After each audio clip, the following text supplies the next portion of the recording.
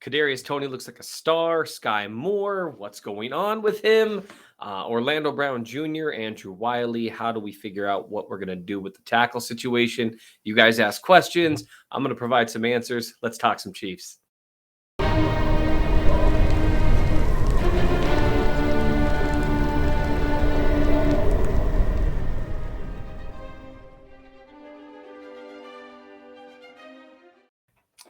Welcome to RGR Football, Chief of the North Mailbag. I am Seth Kaiser, Chief of the North, and you are RGR football heads, football crazies. I don't know what to describe you guys as, other than some of my favorite people in the world. We are here just like we are every week. Thank you for your patience with me, as I was not here on Monday to do my usual weekly beginning of the week, Monday morning with the Chief of the North. The reason I had was a very good one. I was on my way home from Arrowhead Stadium, having sat there probably very close to some of you fine people, and screamed at the refs and did all sorts of other fun things besides just screaming at the refs. Can't think of any that were more fun, though, off the top of my head. And so because of that, I obviously wasn't here, but I'm back. I'm here to do the mailbag, and you guys had, as usual, a bunch of really great questions. You know, that is one thing that it's just it's every single week you guys come through, you ask great questions, and it gives me the easiest time. The only thing that I have a hard time with is trying to figure out how to get through all of them. This week, I think I'm going to get there. But before we really dive into the questions necessarily, I want to talk to you about Kadarius Toney. He is obviously who everyone is talking about right now, and that includes me. I wrote about him, Kadarius Toney versus the Jaguars. You could check it out on the Chief of the North newsletter. As you can see here, this post has been unlocked for anyone to read, so you can go check it out at mnchiefsfan.substack.com. But one thing I want to talk about, so everyone, let's just all just glorify in this incredible play right out of the gate. But I had a bunch of you ask me about Kadarius Toney. I want to talk about him just briefly. Go read the newsletter, but I'm just going to point out two things that you may have missed during the game itself while you were ogling his ridiculous ability to create yards. First, this play, this jet sweep behind Travis Kelce, went for almost 30 yards. It's a great play all on its own. I want to point something out here. Watch as he follows Kelce on the block here, and watch him alter his speed to stay behind the blocker but still stay ahead of the pursuing defenders. That's a little bit of a subtle nuance that I think a lot of people missed in real time, a way to maximize his blocking. The second thing that I want to point out to people, and we're going to go through a whole thing here on Kadarius Toney. There's a point to all this, but something that I think people missed, and this was a video done by my friend Clay. Watch this.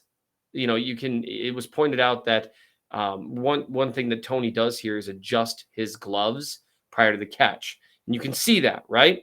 He adjusts his gloves. It's super cool. It's a lot of fun to watch. But the thing that I really want you to focus on is as the ball arrives, look how long he waits before he gets his hands up and before he starts to make a play on the ball. And so, wow, Seth, you're diving right into the analysis. Yes, I am, because, I think you guys deserve it for one thing. And the other thing, it's a long road to a short thought. A lot of you had questions about Toney. A lot of you wanted me to talk about him, and I can understand why you would. The biggest thing that I want to take away from those two plays is that there's more going on with Kadarius Toney than people realized upon initial watching of the game, because you get caught up in, the high point in the catch, which is great, showing an additional skill set that a lot of gadget type guys, smaller receivers, and he's not a tiny receiver, but he's a smaller one. He's not a huge guy. He's stronger than he looks, but that high point in the ball, the tracking it, that's all really impressive. The athleticism, the yards after catch stuff, really impressive. Those two things, though, the slowing down for the block, the setting it up appropriate like that, and then the waiting before flashing his hands, those are more refined receiver skills that you don't necessarily expect out of a guy like Kadarius Toney, who's a guy that you've kind of heard is, kind of a spark plug, a guy that you put in the game to push the offense forward, gain additional yards after the catch. You're not expecting to see some of those things that look like more high-level receiver skills. And that's something that I just want everyone to kind of pay attention to in the upcoming weeks as we see how Kadarius Toney starts to get involved in the offense. look for some of those things because Patrick Mahomes has talked about and Andy Reid has talked about Toney being a very smart player. And certain things like that, the slowing down for your blockers, because that's not something, it's something that's seems intuitive, but it's hard to do in real time if that's not what your instinct is. And the waiting to flash your hands, that's another thing that receivers are taught to do, but it's hard to do in real time. The ball's coming at you. You got to get your hands up, but that allows the defender to play it because the defender had his back to the ball. He has his back to the quarterback. And so if he sees you lifting your hands up, he knows the ball is coming and he can play on your hands. Whereas if you wait to the last possible second, that gives him less time to react. So that all comes into play in terms of Toney getting involved in the offense sooner than maybe any of us expected because he has a few more of those refined traits than we expected. So with that in mind, we're going to get to your mailbag questions. I appreciate all of you.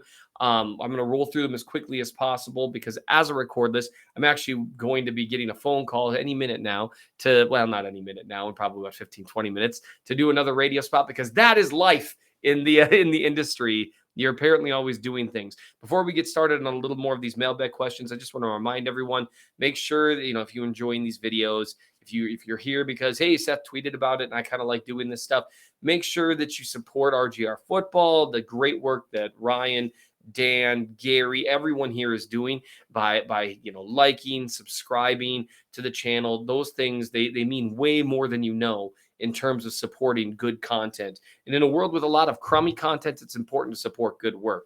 All right, let's get to your questions. Keep in mind, if you ask questions in the comment section below, I'll prioritize those, not the live stream, the comments afterward, because remember, I usually look at this afterwards. It's a recording, even though it live streams. And then I'm going to get to the ones on Twitter, which I usually send out every Wednesday in order to try to get some mailbag questions available. All right. Dave Heller asks, how big a role do you believe Justin Ross will play next season? Between him and Toney, could the Chiefs lose both Hardman, too expensive, and MVS to an ineffective save money, still be better next year? That would be an incredible, if Justin Ross has as good a career as MVS, that would be an incredible success story on his part. I think Justin Ross is a situation where people are valuing the unknown to an extent. Nothing that he showed in preseason necessarily screamed that he was going to be a star, or even at training camp necessarily. He made some flashy catches at times, but there's just a lot there to prove. And I think MVS is going to be a tough guy to get off the roster next year because he's a competent NFL level receiver who's made some big plays that really do matter. Those down the field plays, that third and long play, those things matter, having a downfield threat, even if it's going to be inconsistent because of his inability to separate on non-9 routes. So that matters. I do think Hardman will very likely be gone just because I'm guessing he'll get probably outpriced for the Chiefs elsewhere. I just want to make sure. Hey, Seth, where are you sitting in the Jaguars game? I'm going to be there. Ian, I'm too late. I'm sorry. I was actually sitting in the club level because it's the only way I could get my wife to go with me. And so I was sitting up there. We had a great time sitting on the sun side of things. It was golf weather there. It was beautiful there at Arrowhead. Crayson Neely asks, hey, Seth, next offseason, which position group does Veach prioritize? I am guessing he's going to go defensive line again, would be my guess. Simply because right now they're just going to run out of bodies there. Saunders is having a career year. He's a free agent. Wharton, I believe, is going to be free agent. They might have one more year of control with him, with cheap control, if I'm remembering his contract year. Dunlap, Clark, both of them are probably going to be gone. They like Karlaftis, but they need more bodies there. They absolutely 100% need more bodies. So I'm guessing that's the place that they're going to go. Someone wrote in here an interesting comment for the algorithm. Thank you. You know what? If you just want to put in interesting comments for the algorithm, you go nuts. Bradley Havens asks, how much to even consider trading Chris Jones? How much to be excited about it? For me, to even consider trading Chris Jones, even consider it, I would need 2 first-round picks just walking in the door. And even then, I wouldn't be excited about it because he's just not a replaceable player. You don't have guys that you can get that can mimic his skill set. And unlike on the offensive side of the ball, as is the case with Tyreek Hill, you don't have an equalizer like Patrick Mahomes or Andy Reid to account for it. Now, defense is much more about the sum of the parts, but there are certain players that rise above that to an extent And those are the guys like your Chris Jones, your Aaron Donalds, your Bosas, your Watts, those guys that are absolute super duper stars at getting after the quarterback or playing corner. They're guys that can actually kind of flip the math for defense. And it's almost impossible to replace that unless you, let's say you trade Chris Jones for 2 first-round picks and you get 2 very good players out of that, and both of them play impact positions, then yes, you've made out well in the aggregate. But overall, it's just so tough to replace guys like him, in that you can't necessarily do it with the extra money that you've saved or even with the draft picks. So it would have to be 2 first-rounders to consider it. To be excited about it, 3 first-rounders. That I would very likely do. Man, I love Chris Jones. But then be excited about, because that, I mean, 3 first-round picks, all of a sudden you flipped your team math in such a real way. You know, you have 3 first-round or 2 first-round picks for 3 years. You know, that changes your ability to trade up, trade down, do all sorts of crazy things. So that's what it would take to be excited about it. All right, let's get to some of the Twitter questions. One of them's from Cheese from PA. I seem to miss the mailbag tweet. You didn't this time. But inquiring minds want to know why Toney gets scripted plays right off the bat, while Skyy wasn't afforded the same opportunity. Is Skyy that bad? There's an implication in your question there. It's always important when you're asking questions. What are the assumptions I'm making with the question? And one would be is that Skyy would have to be bad to not get those directed touches. One thing I would note is that we didn't see Toney get those until Hardman was out. And then we saw Toney get them instead of Hardman. And that's because Toney's skill set is closer to Hardman's than Skyy Moore's. Moore is a guy who gets really good releases off the line that I've seen. And what I've seen on film, I've liked overall what I've seen on film with Skyy Moore. And so we'll see. I'm worried that he's not more involved, but I'm not panicking at this point. He's not a guy, though, regardless of how the team's attempted to use him so far, I don't view him as a yards after catch monster in the mold of Toney or Hardman. He doesn't have that elite speed that Hardman has. I don't think he shakes tackles, like in the mold of an AJ Brown, who's obviously a huge guy. But I mean, like in terms of breaking free from contact, or like the way Juju Smith-Schuster does. And he doesn't quite have the same wiggle that Toney does. So I don't think it makes as much sense to dial those up. If you're going to dial up touches for Skyy Moore, I think things like those slants, stick, those quick ins and outs, so some of those things, I think those go more towards his skill set, some of the intermediate stuff as well. So I just think it's a matter of skill set, who was injured, who wasn't. We might see a whole lot more of him this week because you've already got Juju out. Hardman hasn't been practicing, and MVS wasn't practicing today on Wednesday either as I record this. JHWK asks, are you concerned about Skyy's lack of playing time? Skyy Moore, of course, a little. If it were anyone but Andy Reid, I'd be more concerned. But we always knew it was going to be a long process. We'll kind of see how it goes. Picking up the intricacies of the playbook is always going to be the big thing with him. I think the talent is there. So, we'll see. We'll say, 3 or 4 weeks ago, I had no concern and was begging Reid to get him on the field more. As he's gotten on the field a little more, he hasn't had quite the impact I would have hoped for. So I would put my concern on like a 1 on a scale of 1 to 10, whereas a few weeks ago it would have been at a 0. So we're moving in the wrong direction. Mostly Fit Mama asks, what's your gut tell you about the solution to Brown at LT? Obviously, we can't pay him Trent Williams money for his performance this season, but can he improve? Do we roll the dice in the draft? With the team's success with the future being so offensive line based, I'm nervous. So the concern you have is the team's success is based in part around the offensive line. I get that, and I get why you're nervous. Right now, Brown played pretty well, actually really well, against the Jags, and he's had multiple pretty good weeks in a row to where he's played more at the level that he played at last year. That's great. It's great. Josh Allen did not have a good time against Brown. Good for him. That's awesome to hear. But honestly, I think for the Chiefs to pay him the kind of money that he's looking to get paid, he would need to play at an elite level for the rest of the year. And I don't know if that's going to happen. So I think the solution for them at this point would be to try to maintain their draft status a little bit. They still do have some extra picks after the Toney trade, and maybe try to go up and get a left tackle that they really like. Yes, you're losing draft capital, but you're saving so much against the cap by getting a young guy that I think that balances out in the end. But we'll kind of see where it goes. With Brown, it was always going to matter more what he did in November, December, January, and February than what he did in September and October. Jim Pirtle asks, what, in your opinion, is Mahomes' greatest game ever? Not necessarily just by performance of charting system, which one combines all his factors to be his greatest. The divisional round against the Bills. partly because of the charting, which is, designed to try to sum up quarterback play the very best that I can, but also because that game best combined his ability to operate within the framework of the offense, if there was any possibility to do so, make almost no mistakes whatsoever, and then create when the offense around him failed. Basically, every single play, he either operated perfectly within the framework of the offense, or he created something when it broke down. It's hard to play quarterback better than he did that day. He made maybe one or two mistakes across the entire day, and that's just hard to do when creating at that level. Adam Gabriel Jensen asks if EB or Spags get poached for head coach job, which of the two do you prefer gone, and who do you replace him with? Nothing against EB, but I would prefer it be him. The reason not being because I don't like EB is just because I think that it's the offense is Reed's baby, and I think Spags is a capable defensive coordinator. In terms of replacement, if EB were to go somewhere, I guarantee you it would be within house. It might be Matt Nagy getting his old job back. In terms of Spags, I would have to really look and see what the landscape looked at.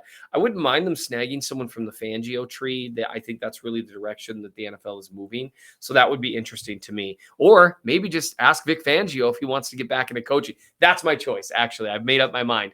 Ask Vic if he wants to come back and run a defense, and he can do it at an elite level, and Andy can just do his thing. So, I would ask Vic if he'd come back and coach.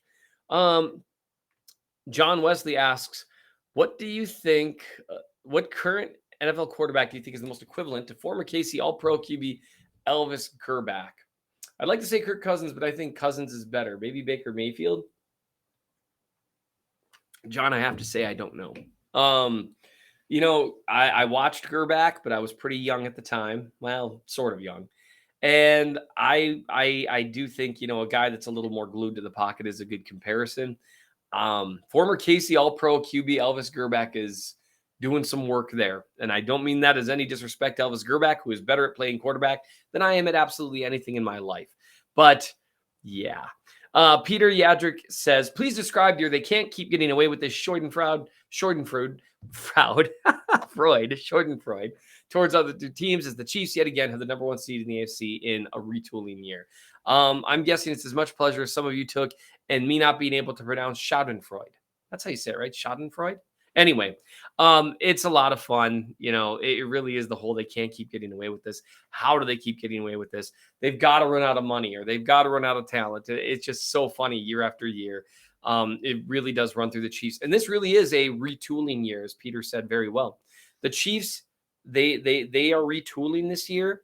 They've got kind of a long-term plan in place here that in theory, they should have much more of a reset in terms of cap room and draft picks this year and next year, but especially that cap room area for next year and the year after, to where they can really reset the roster and form it as they see fit as they move along from some contracts that haven't necessarily worked out. And they're still at the top of the AFC. Low-key, really important game this weekend, which it is. Every week is important if you're trying to win the number one seed. You have to win every week because most other teams aren't going to keep losing that are trying to get the number one seed. But they have a chance to really bury the Chargers here because they'd solidify the tiebreaker. They'd go up by like 3 or 4 games on them in the West. It would almost guarantee, not 100% guarantee, but as close as you can get halfway through the year, winning the AFC West. Will Weber asks, is Fort season over, or is there more Fort coming? I think Noah Gray's emerging. I think the team trusts him a lot. I think they still like Fortson. I think it's going to be kind of a game-by-game thing in how much they want to operate with 3 tight end sets. That's my guess, at least. John Walgie asks, will you do a written mailbag anytime soon? You know what, John? Just for you, I will soon. It's been a while since I've done a mailbag and a giveaway with some Super Bowl 54 confetti. I will try to get to that in the next week or two. Maybe while I'm vacationing. I'm going to be heading to Florida here in a couple weeks. I feel like that's a good time to do it. Chiefly Bacon asks, assuming reasonable options exist, would you rather sign Orlando Brown Jr. to be your left tackle and draft an edge rusher, or sign an edge rusher in free agency and draft a left tackle? The second one. I would much rather, at this point, sign an edge rusher in free agency and draft a left tackle. Simply because the way it works out money-wise and in terms of what Brown has shown at left tackle. I haven't really ever jumped on the bandwagon of Brown's terrible or anything like that. But he just hasn't quite been what they were looking for this year in terms of elite money. Now, if Brown wants to come back and say, wow, man, I didn't play as well as I thought, I'll do it for, 18, 19 million a year. Good left tackle money, but not elite. Fine, fair enough. But that doesn't seem to be the direction that it's going. John B. Jovi asks, is this the end of Clyde? I think there's a really good chance of that, especially with the Chiefs putting a claim on the running back out of the Cardinals. And they didn't get him on the waiver wire because that's not how it works when you're at the top of the league or near the top of the league. But it does seem like the team is moving forward. Pacheco seems to have shored up some of the weaknesses that he had. And so I don't see them keeping up with that. I think Pacheco and McKinnon are going to be the main guys moving forward. Thomas Haradi asked, how many NFL players are worth multiple first-round picks? A lot of good quarterbacks are. And then I would say really, realistically, really, really, really elite level pass rushers, yes. In terms of elite level wide receivers, it depends. Tyreek Hill is more valuable to Miami than he is to Kansas City. Doesn't mean he didn't have incredible value in Kansas City. He's just a little more replaceable in Kansas City. Whereas in Miami, he and Waddle, too, frankly, because they need both of them to make what they're doing work, they're irreplaceable. So it's kind of a depends on, but there's not more than maybe a couple dozen, in my opinion, just because of what that does in terms of costs, economics in the NFL. Kirk Shea asked, should we pick up Derek Gore? Nah, I'm pretty comfortable with where they're at running back wise. Hunter Park says every year KC takes a flyer on a vet defensive end at a moderate price. Who will it be next year and why will it be Frank Clark? Man, I hope that that's not exactly how it goes down. I've got nothing against Frank Clark, but unless he signs for a couple million a year, the level of play they're getting from him, it's just the economics don't make sense. Appreciate some of the stuff he's done for Kansas City. But again, if he wants to stick around for a couple million a year and understand that he'd be a rotational guy and they're going to look for a starter, hey, great. That sounds good. He's a guy you can have in a rotation. He's a guy you can have as your third or fourth best edge rusher. Just can't be your best one. I have actually made it through all of your questions. Thank you so much. One last time, don't forget to like, subscribe, do all that stuff. It genuinely does matter. Support the channel, support good work. I appreciate all of you. Excited for the game this weekend. As always, it is an awesome, awesome week to be a Chiefs fan.